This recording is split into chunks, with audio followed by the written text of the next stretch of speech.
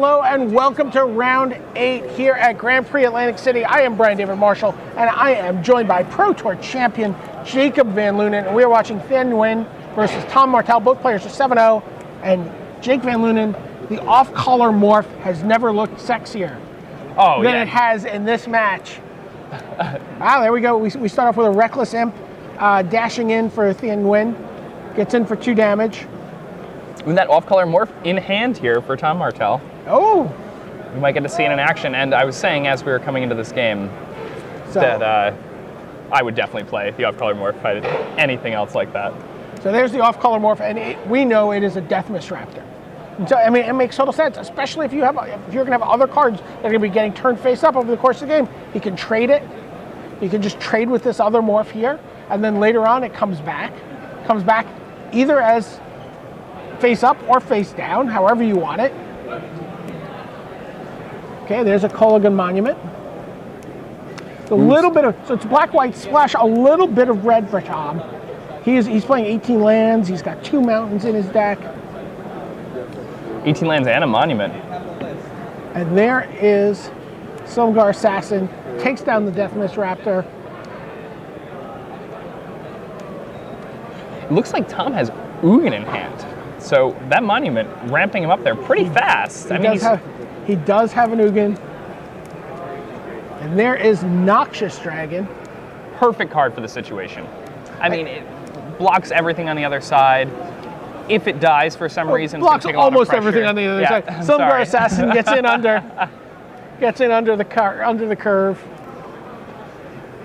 If Nguyen is able to deal with it, it's going to deal with the assassin on the other side of the table. Well, I think Tom is getting very close to being able to deal with it. He's already at 6 mana. He's got a 7th mana in his hand.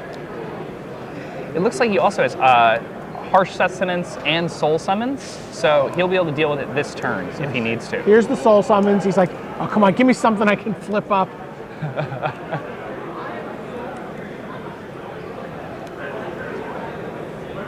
So he reads the Silumgar Assassin.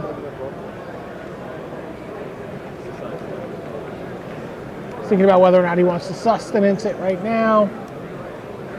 His opponent, playing red-black, you're not really that afraid of passing the turn. You might be able to get some extra value out of it.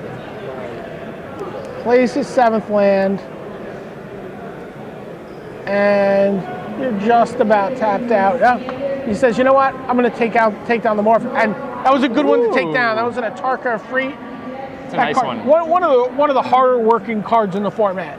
Absolutely. I think that card was pretty undervalued when the set first came out, and Absolutely. People caught on very quickly about how powerful of a limited spell it was. So here's a Tail Slash. It takes down the morph. That morph was a land. And the assassin keeps coming in. It drops Tom to 7.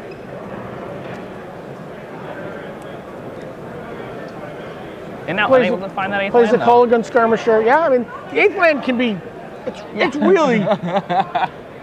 really hard to find.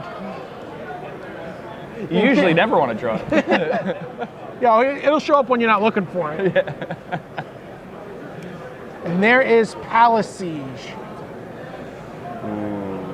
Well, and I believe Palace Siege is a 4-turn clock. Yes, he chooses dragons.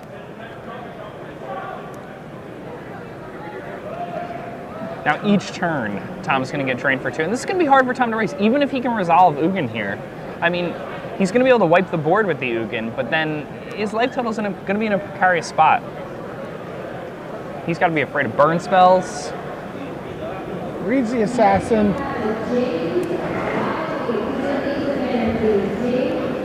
Gets in for 2. Passes the turn. Okay, Tom falls to 5.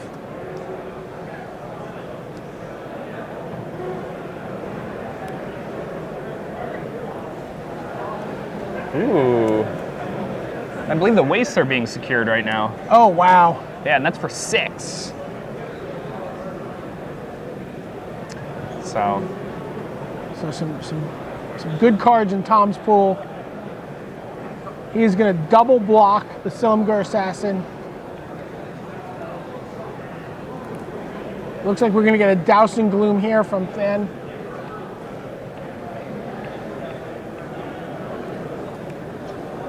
He douses one.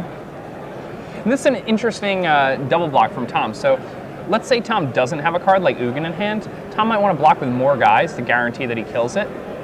But because he had the Ugin in hand, getting the end to use that extra trick actually has a lot of value for him, especially being at 5 Right. here. Here he does not draw the land that he needs, but going to chump block mode is actually quite good for him. So if I were Tom, I would just pass the turn here. If you can draw an 8th land on the following turn, then you're in really good shape. Barring Really, burn really spell. good shape is 3. Yeah. Just for the record. I mean, I'd be fine being at 3 and having a Noxious Dragon and an Ugin on the board against Sure. nothing, right? Most of the time, that's going to mean I'm winning. This is a really risky attack on Tom's end. I mean, you might want to attack with 2, 3 guys. Yeah, but that's what he's thinking about doing. He's trying to figure out what the right number of token creatures are to attack. Income 2 tokens. Yes, 2. yeah, 2 seems right.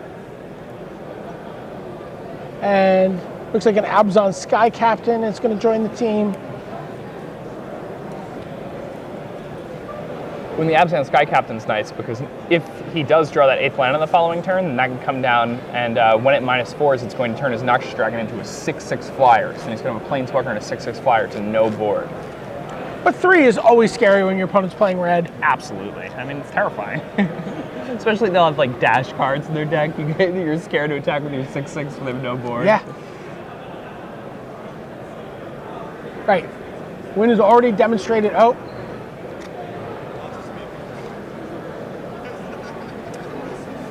Interesting.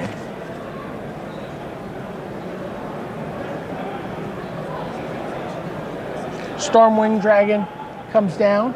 And now Tom might be forced to minus that Ugin for a larger number, which is not what he wants to be doing, but He still needs to draw the land to do it.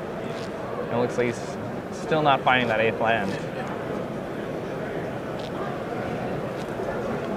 Pretty scary situation for him.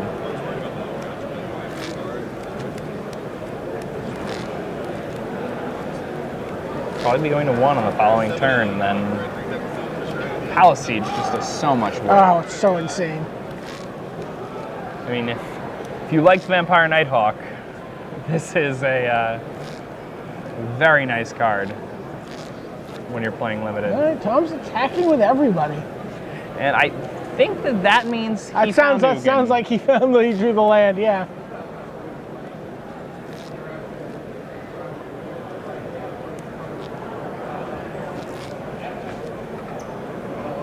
He did.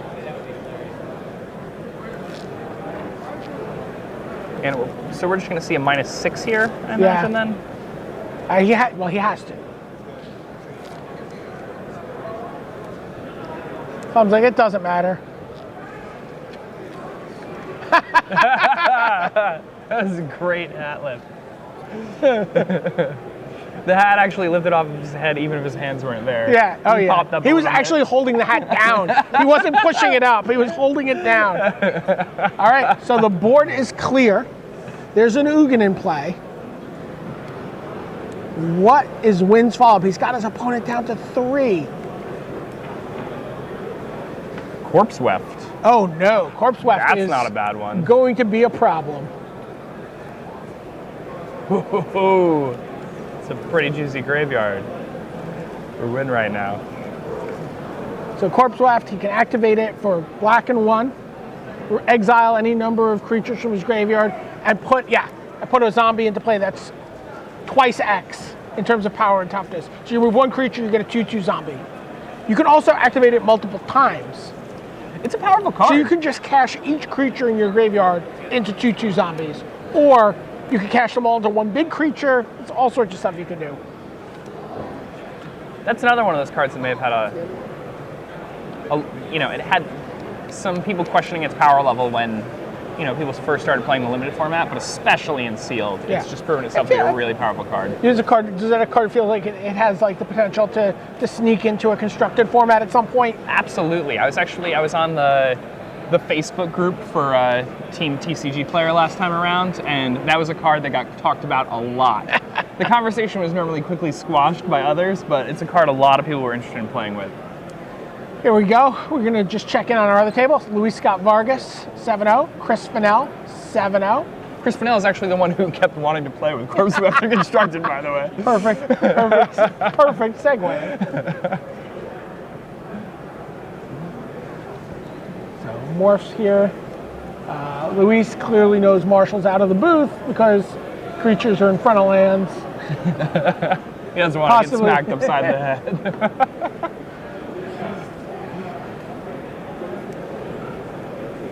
So morph into morph, but Luis says no thanks. That's one of the nice things about being on the play in this format. Is that you get to attack with untapped mana with a morph first. Yeah. And it's not the same environment that it was in cons. Absolutely not. Yeah, things can happen. Well, I mean, a Tarkir Freak just such an example of that. It can be just, you're like, well, this seems like a pretty safe block. You have 3 mana. Uh-oh. Yeah. So, Ojutai summons for Chris Fennell. That's a card I like quite a bit that a lot of people aren't a huge fan of. So tail slash. Oh, look at that. Silumgar Spell Eater. So that block would have been a disaster Yeah. if Luis had. Oh no, he didn't have 5 mana at the time. Oh, it costs 5 to flip Yeah. for, right? Nice Megamorph effect too. That mana leak gets a lot of people. A lot of times you snipe a bomb with that card. And there's Summer Prowler. Summer Prowler has looked just tremendous in the hands of Luis Scott Vargas so far. It was his pick for his favorite red common in the set in his limited set review, as a matter of fact. Yeah. He's definitely putting his mountains where his mouth was. Summer Prowler has just gone up in value as each subsequent set of this block has come out, in limited, by the way. In cons, it was, I don't really want to play this. And, Favorite Forge came out, and you're like, wow, Summer Prowler's looking pretty good these days. Yeah. And now you're like, wow, that guy's flexing. He's nice. Everything's better with a few dragons in the background.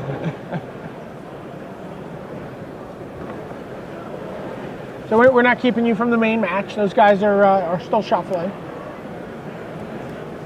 Meanwhile, Chris Fennell starts attacking. Gets in with a very, very smug-looking Jin Monk. That guy has an air about him that I do not like. That token, he's just like, ugh. Oh, yeah, with the hand forward. The hand on the hip is what does it for me. You know? No good. Also, if you have the ability to fly, like, why are you flying Indian style? I just want to douse that. If you're on a magic carpet, it's one thing. I just want to douse him in gloom. I just hate him. All right, Luis Scott Vargas untaps. He's got Summer Prowler. He's got a morph. He sends them both in. A lone Jin Monk manning the battlements. This is a hard call to make if you're Chris. Like, I don't think you can block that morph. Well, what are the morphs you're thinking about here? I mean, there's just a wild range of things. It could just be like a Bowmaster or something, right? And then it's an Inox Survivalist. And he is going to Megamorph it. And he is going to take out...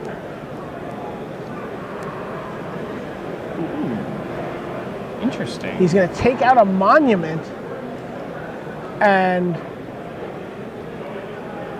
Fennell is going to play a Silumgar Sorcerer at the end of the turn. Or I guess he just...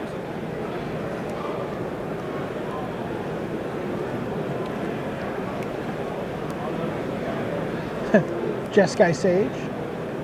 Jeskai Sage would have comboed pretty nicely with that Sorcerer. I imagine that was drawn afterward.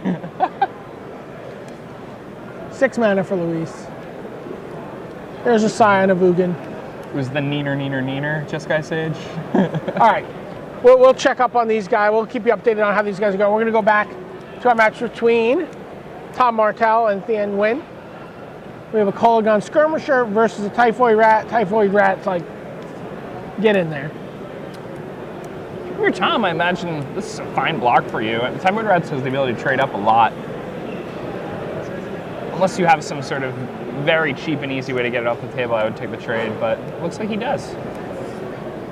Lots of death touch. Hand of Silumgar. Now not blocking looks a lot better. Well done, Tom Martell. Okay, right into being.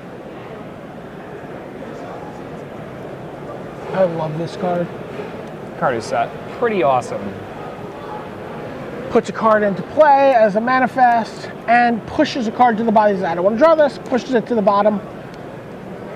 It's great on turn 3 when you're looking for that next land. And later in the game, it's one of those cards that, you know, has a little bit of extra value by fixing your draw. Yeah. There's a Corpse Weft. Not doing much right now. Yeah, the nice part about that, though, is especially if Wynn's hand is a little bit slower, he doesn't have to worry about Tom applying pressure because Tom doesn't want to trade his creatures right now. No. And Theon's creatures have Death Touch, so it doesn't matter how big Tom gets. As long as Tom is staying on the ground, Tom really isn't going anywhere. And Theon can kind of wait him out. Of course, waiting him out doesn't really seem like the best plan when you know that your opponent has an 8-mana Planeswalker in their deck. Tom plays a Morph, plays a Jungle Hollow, so it's just developing his mana. All right. Morph from Wynn. I love the amount of unknown information in this sealed format. With the Morphs and the Manifests. It really makes games so much more interesting. Like, not only are there the cards in your opponent's hand that you have to worry about, but the cards in play could actually be very powerful. Which monument is that? Silumgar Monument? Monument. Yeah, Silumgar Monument. There's a Palace Familiar.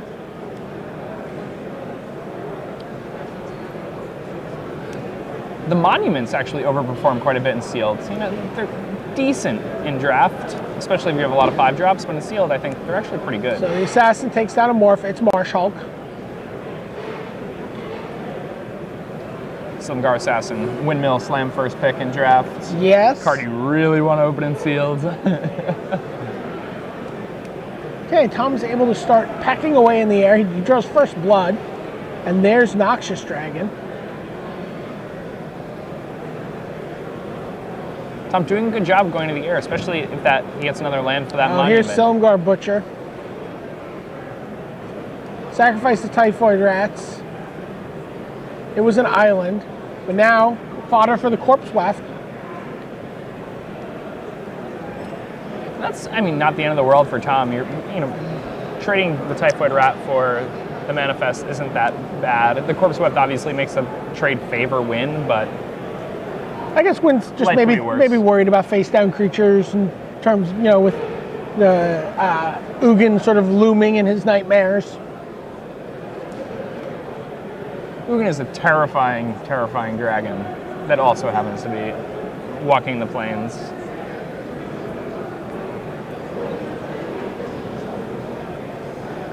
It's like you're going through the mental checks. You're like, okay, what could he have? All right, he has 6 mana. Okay, 2 cards in hand. So even if it's land, Ugin, all right. Tom here just doing some race math, I imagine. Especially with the monument in play, the math of how many turns it takes for your opponent to die with your flyers versus his Corpse Weft and Ground Army is really important. Because if you can engineer the back and forth to favor you in terms of how many turns it's going to take and how blocks and attacks are going to take place. Yeah, and that's to be expected here. Tom gets some great blocks there. You got to be thrilled with those great blocks, but you know, there's some big zombie monsters coming in. Oh, I mean, sure.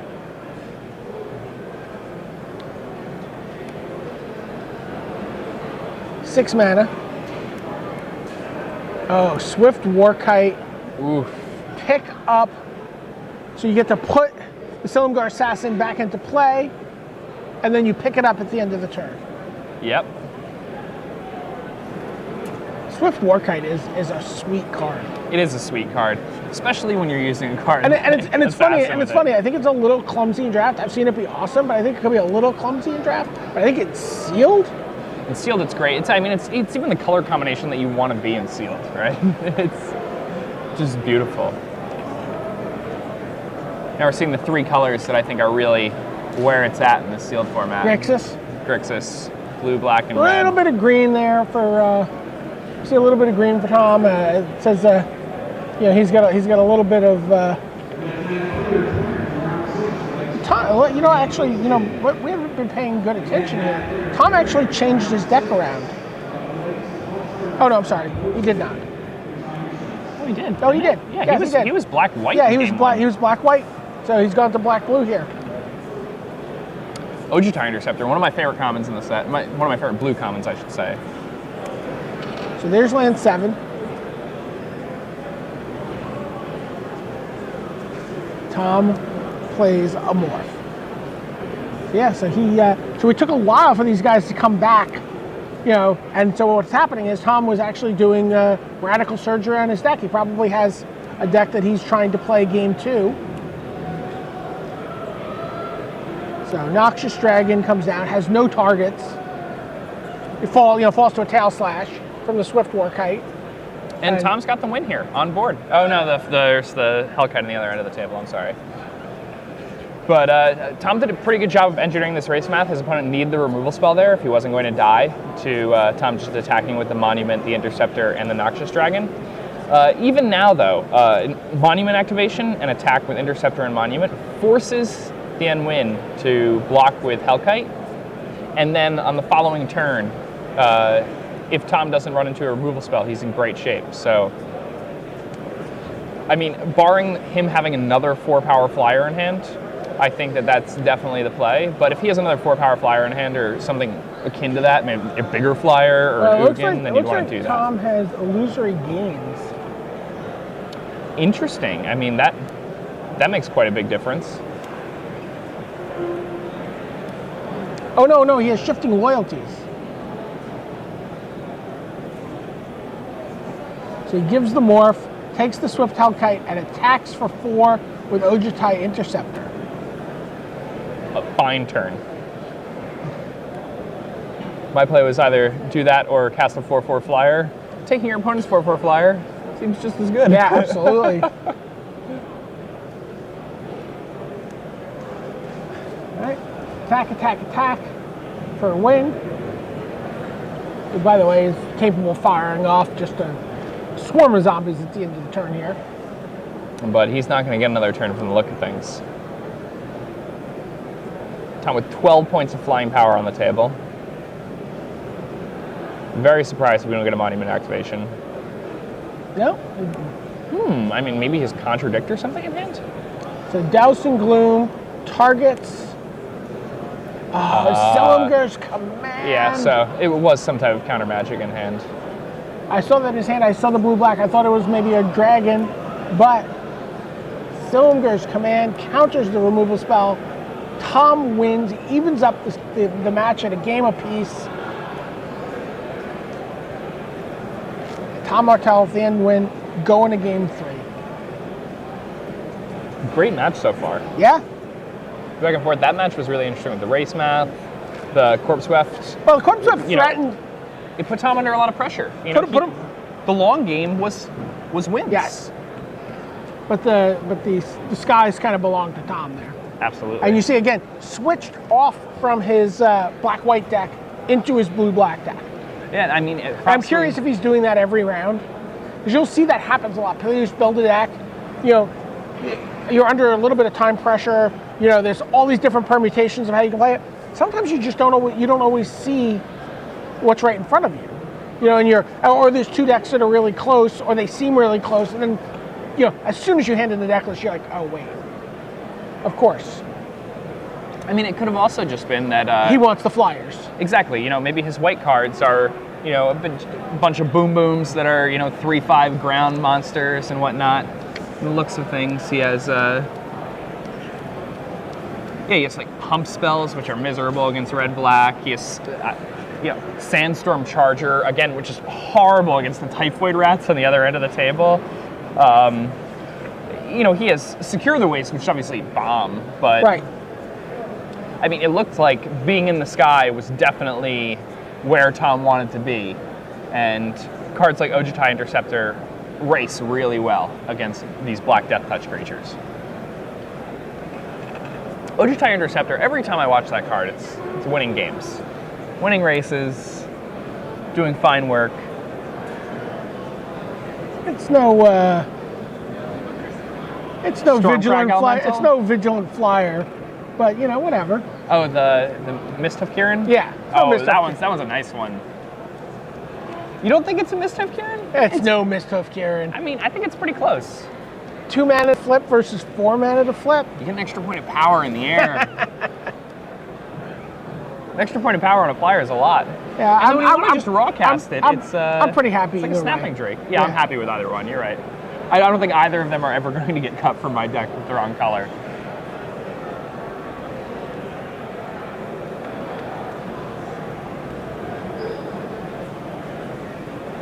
So it looks like the other match. So the other match, Chris Fennell actually won his match. Oh wow! So Chris Fennell defeated Luis Scott Vargas. So Chris Fennell is 8-0 heading into the last round today. Luis Scott Vargas 7-1, and in great shape heading into the last round. Andrew Cuneo, who was playing against Jonathan Alvarado, Andrew Cuneo won. He goes to 8-0. And you know, we're still waiting on a result here, and still waiting on a result from Calcano in green. By the way, I don't know if you noticed something that Wynn is doing. Have you noticed he has like a little die down below his deck, and he's been sort of fidgeting with it through the game, keeping track of something. He is actually using it to keep track of the number of cards in his opponent's hand. Ooh. So what he's doing is, you know, so whenever your opponent draws a card, ticks it up. Whenever they spend a card, he ticks it down, and that way he has a count of where his opponent's cards are supposed to be. I really like that. I've never seen it. I actually haven't seen anyone do that before. We always talk a lot about the different little tricks that people do to sort of, you know, there's a lot of bookkeeping in Magic. There's a lot of things to keep track of, you know, and you just want it to be at as much ease of mind as possible when you play a game. And the more like mechanical things you can do to go, okay, you're supposed to have 5 cards in your hand, this, that, you know. Yeah. It's great. I absolutely love this. I mean, whenever I thought he's my opponent, I write down every card. You want to use as little mental capital as possible. You have to make it through 9 rounds. Yeah, my favorite little trick that I've seen like that recently is Pascal Menard. When his opponent thought sees him, he turns the cards that his opponent has seen upside down in his hand, so he can keep track of what his opponent's seen, and so he knows, like, if it's land-wise, like, to play around that. We're underway here. No plays on turn 2. Neither of these guys care much for the 2 drops, although we've seen quite a few in Wynn's deck. Ooh, Sidici's Faithful for Tom. So that's one of the cards he sided in. He has 2 of those. That's interesting that he would just play that as an 0-4, especially considering the amount of Death Touch we've seen on the other end of the table. Still keeps in the off-color morph. Who wouldn't? Okay, and in comes a morph, and Tom blocks, coat with venom. Deal. Yep, and eat the Death Mist Raptor. So, Minister of Pain. No exploit comes down for Wynn. It looks like he has shifting loyalties in place, so that's going to combo pretty nicely with this Faithful here. Or in hand, rather. He also has Secure the Waste, so he left the white in, just didn't keep any of the red in. Just now splashing white for the May bomb. have also kept in something like Harsh Sustenance.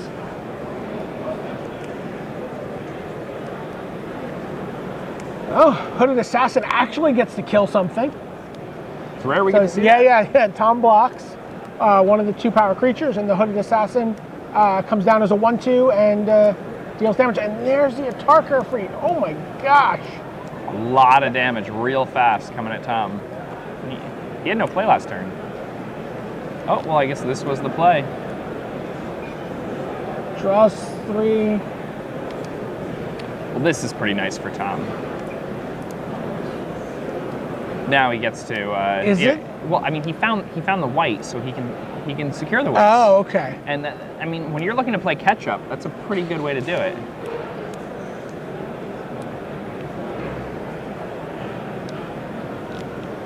I mean, it's often, you know, a fog that also eats 2 of your opponent's creatures. Sure.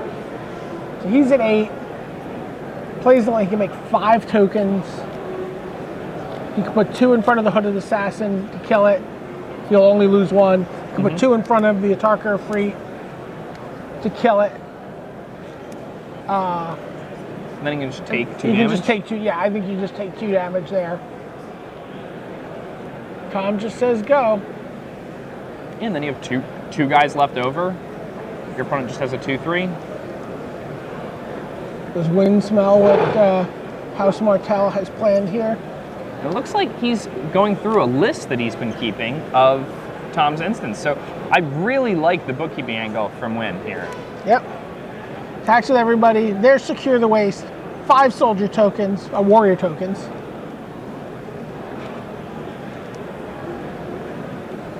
Yep. And sure enough, 2 there. And he puts 3 in front of the Minister of Pain. Seems to make a lot of sense. I like that. Oh, Twin Bolt! That's about as good as that card's gonna look. Yeah. Twin Bolt matched up pretty nicely against Yeah, that Scare was the Way. actually insane.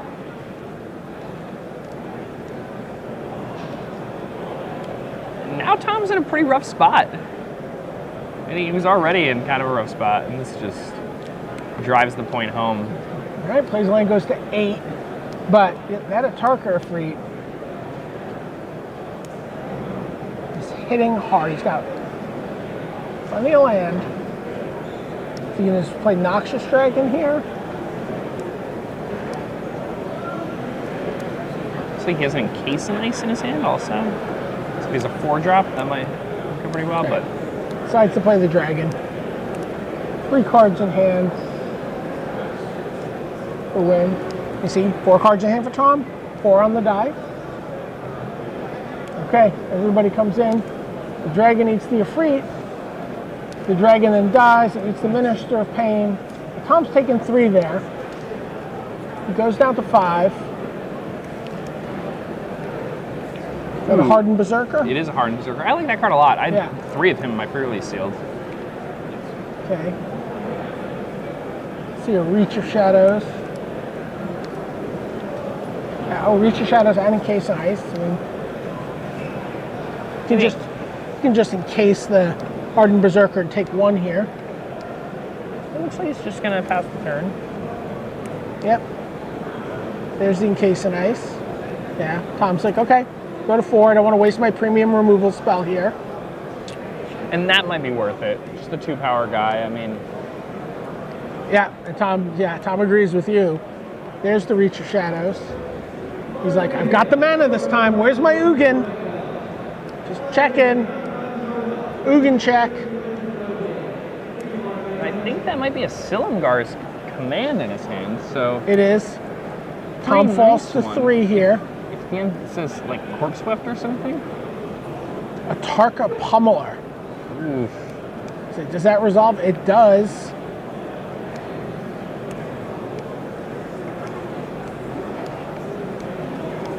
Yeah, so now, What's your best optimal use of Silumgar's command here?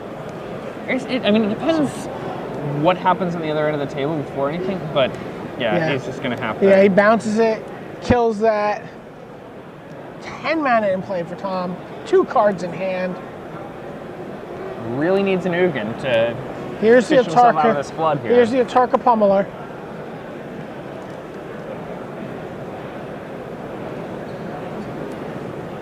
Sidisi's faithful. Bounce your Atarka Pummeler.